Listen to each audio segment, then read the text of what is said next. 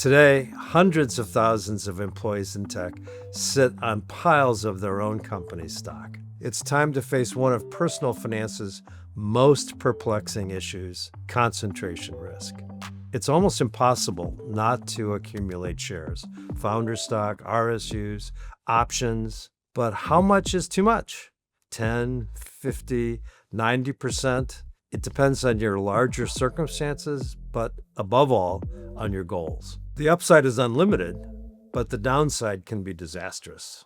Once dominant names drop 70% or more and never fully recovered. In contrast, the S&P 500 declined close to 50% in 2009, but recovered in less than 3 years, with huge gains since that time. You don't need to own hundreds of shares. Holding even a dozen stocks that don't move in lockstep with yours gets you most of the way toward a manageable level of market volatility. But I can afford it. Well, maybe.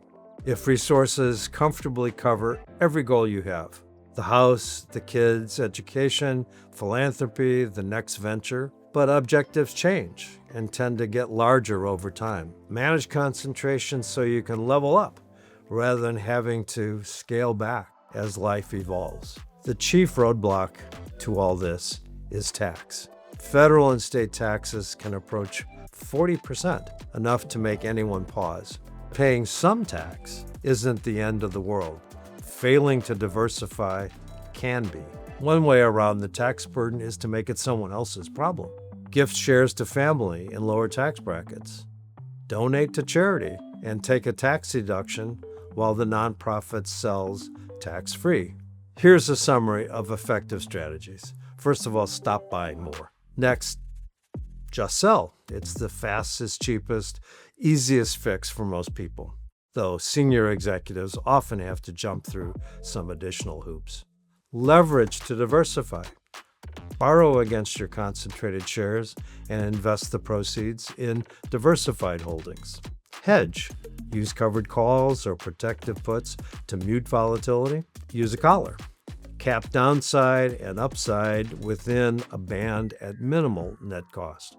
A classic tool, perhaps the earliest, for taming concentration risk is the exchange fund.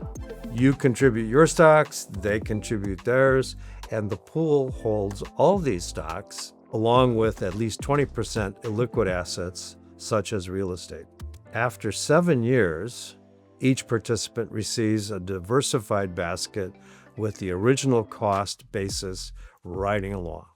Diversification now, taxation later. I've never loved the traditional version of the exchange fund. The assembled stocks often march together, everything locks up for 7 years, minimums run high, and fees are not cheap. But Cash has re-engineered the exchange fund idea. Their fund has achieved 98-99% correlation to the S&P 500 or the NASDAQ 100, giving investors index-like exposure.